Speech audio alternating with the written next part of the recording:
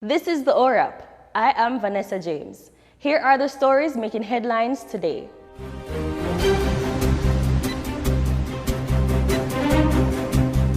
In the face of their attempt to woo Jamaicans during their trip to the island, the Duke and Duchess of Cambridge were informed by Prime Minister Andrew Holness on Wednesday of the country's intention to cut ties with the royal family and become a republic. During a courtesy call with Prince William and Kate, Holness said in short order, Jamaica will become a fully independent country. Holness said the country aims to fulfill our true ambitions as an independent, developed, prosperous country. Minister of Culture, Gender, Entertainment and Sport, Olivia Grange, says that despite the Duke and Duchess of Cambridge's visit to Jamaica, the government remains focused on achieving reparations for the nation. In an interview during Prince William's and Duchess Kate's visit to Trenchtown in Kingston on Tuesday, Grange said the visit will not shift the country's focus on injustices done to our ancestors.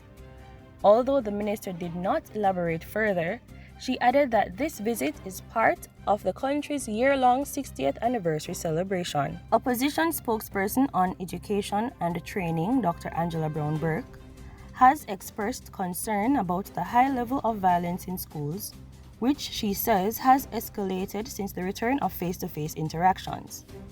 In recent weeks, videos of students involved in fights and violent activities in schools have flooded social media, the most recent resulting in the death of a 16-year-old student at William Knibb High.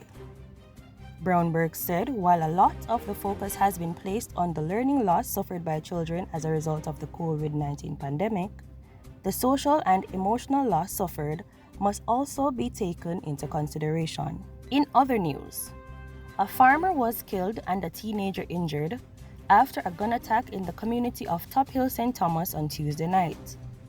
The deceased has been identified as Rupert Francis. He is said to be in his early 50s. Reports reaching ORAP are that residents heard a barrage of gunshots coming from a section of the community. When the shooting subsided, Francis and the teen were found suffering from gunshot wounds. Both were assisted to the hospital where Francis was pronounced dead and the teen admitted for treatment. In international news, Moderna said today that in the coming weeks, it would ask regulators in the US and Europe to authorize 2 small-dose shots for youngsters under 6. The company is seeking to have larger dose shots cleared for older children and teens in the US. The nation's 18 million children under 5 are the only age group not yet eligible for vaccination. Competitor Pfizer currently offers child-sized doses for school-aged children and full-strength shots for those 12 and older. This has been the ORAP. Catch up with these and other stories on JamaicaObserver.com. I am Vanessa James.